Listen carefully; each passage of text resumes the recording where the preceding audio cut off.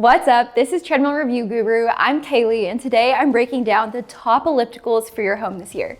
We have quite a few of these in our studio, some of which I've been testing for over a year now to see how they hold up.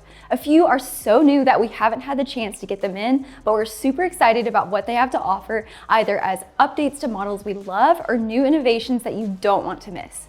Before we get into all the nitty-gritty details, I want to remind you that we are affiliates with the brands that we recommend. They didn't get any say in the order of this list or what I say about the machines.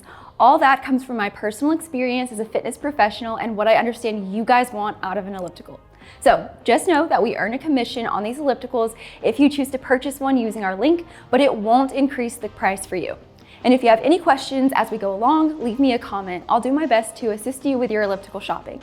And as always, we would appreciate if you like this video and subscribed, but let's get back to the best ellipticals.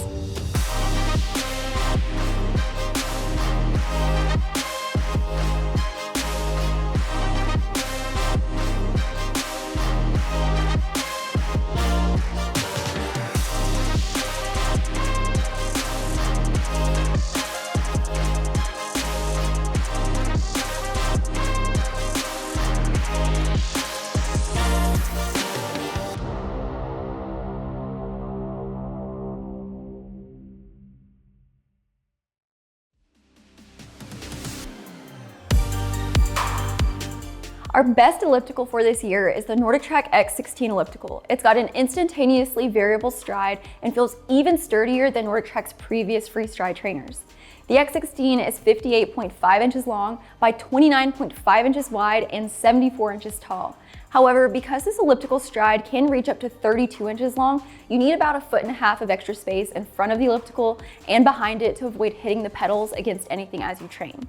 One of the things I love about NordicTrack machines is how quiet they are. Of course, to keep everything quiet, it has to remain in working order, so be sure to keep the elliptical rails clean. The X16 has 26 magnetic resistance levels, and I recommend increasing the resistance instead of increasing your RPMs. You can also adjust the incline from -10% to 10%. If you subscribe to HIIT, which I strongly recommend for this treadmill, you get automatic resistance and incline adjustments. The stride length varies from just about 1 inch or 2, where you're just moving your feet up and down in a stepping motion, up to 32 inches, so closer to skiing or a running motion. Be careful not to slam the pedals forward, as it's not designed for that. You can vary your stride length a lot, but you want to stay in control of that movement. That will promote better muscle engagement and keep the machine working properly.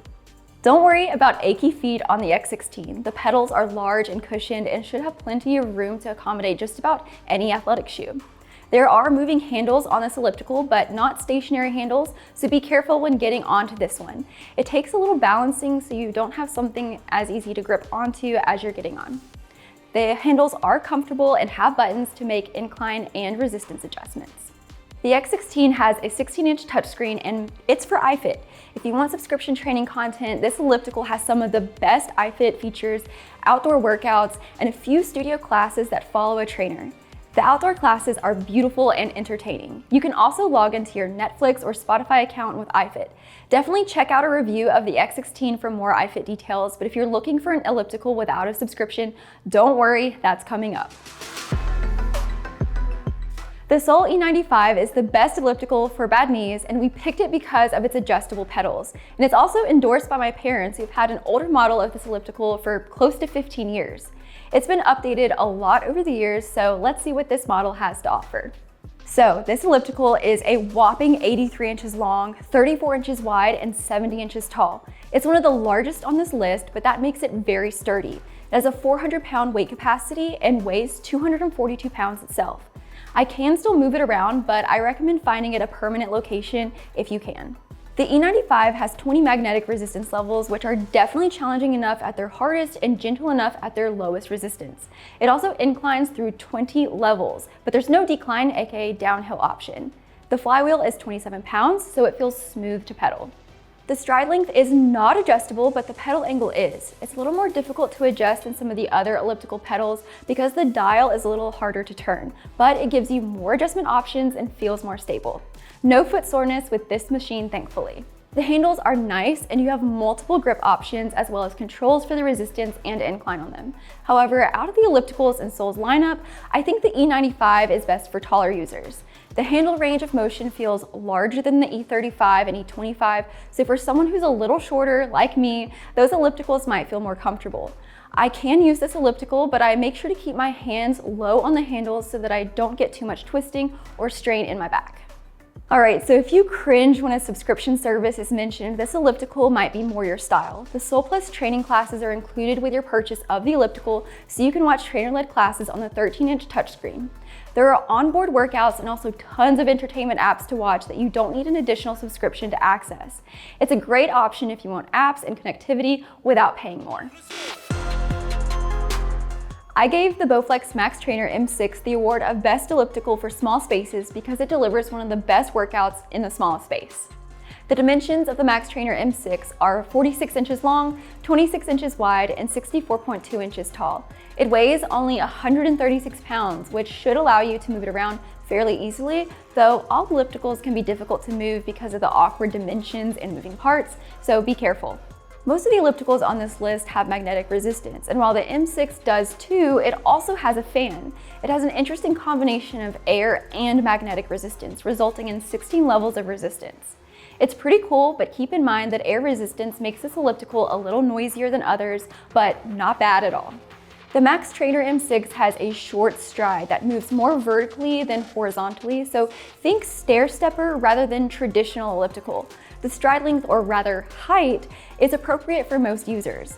I really like this style of elliptical for households that have users with very different heights because the stride length doesn't matter as much, ensuring everyone will be more comfortable.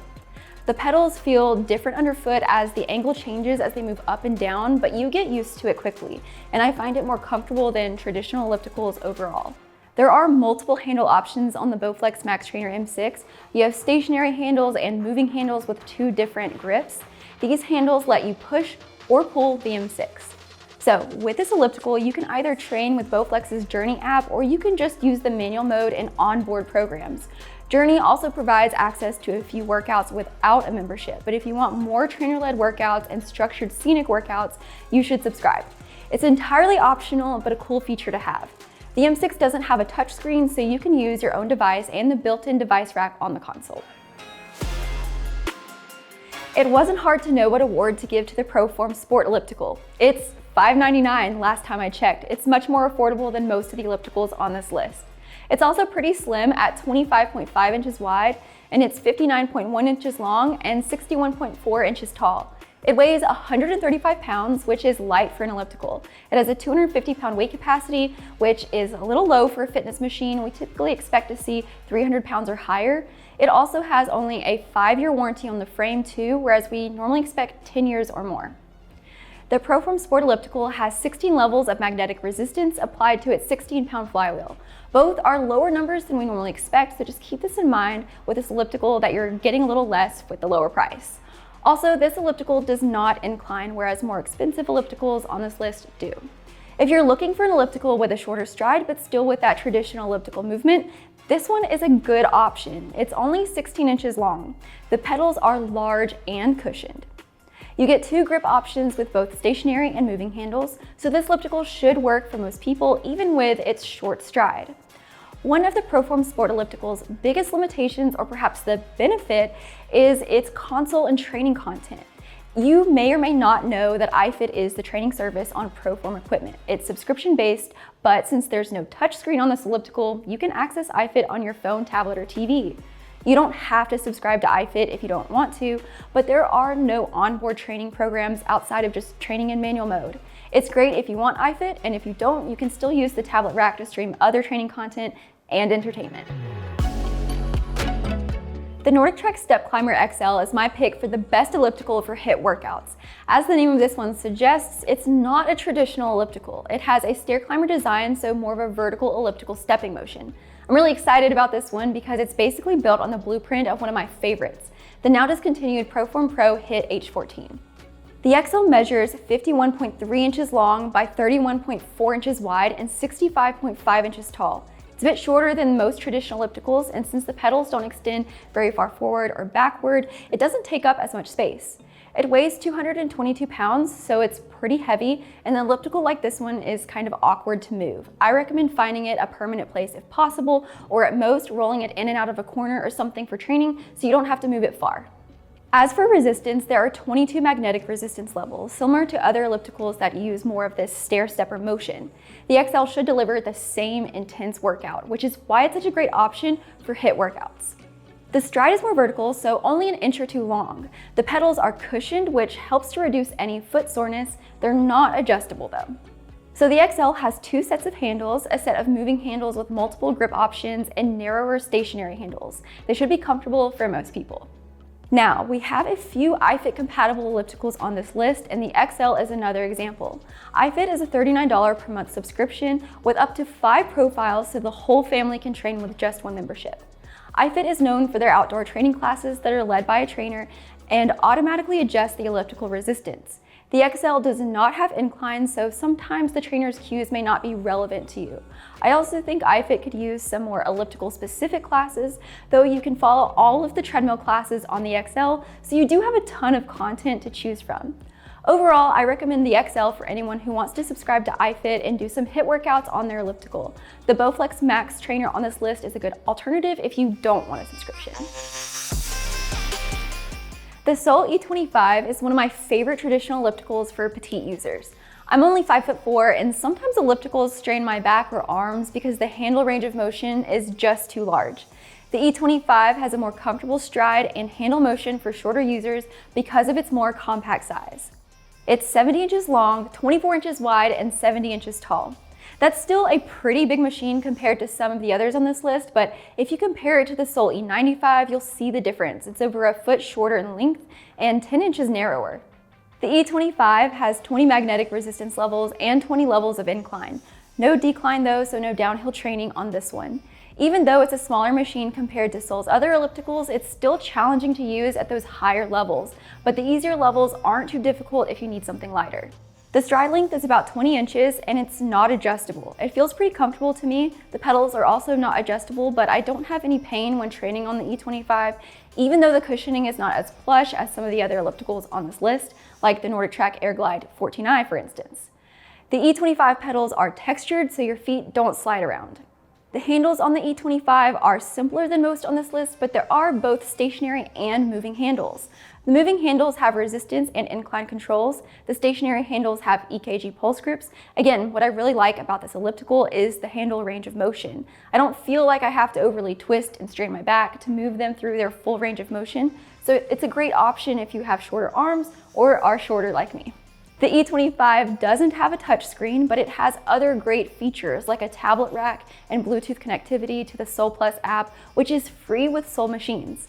It has a simple LCD display where you can see all of your metrics. If you're trying to dodge subscription fees, the E25 is great. Even the free Sol Plus app is entirely optional. You get onboard programs like hill climb, fat burn, the type that you can find on gym equipment and whatnot.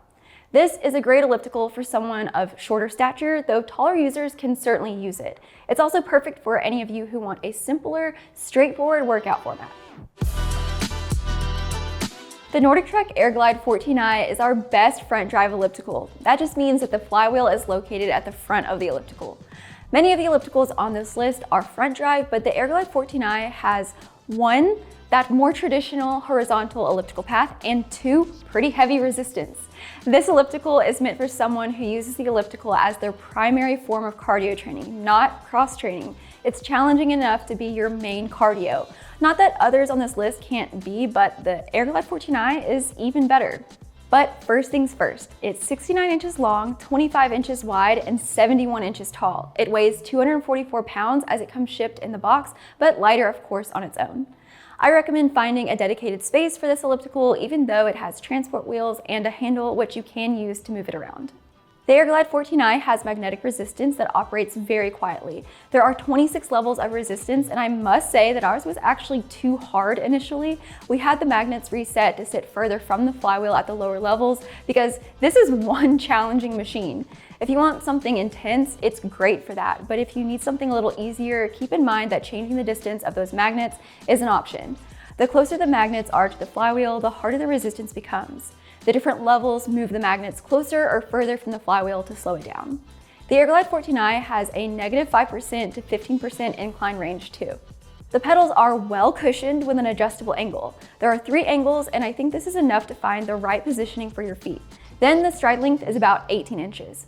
NordicTrack says the stride is adjustable by less than 1 inch, but I don't really know how unless it's referring to the incline, which if the ramp is inclined more, the stride is technically shorter in just the horizontal direction. The Airglide 14i has stationary and moving handles. The moving handles have resistance and incline buttons, so even though iFit will automatically adjust them for you, you can override them quickly if you need to.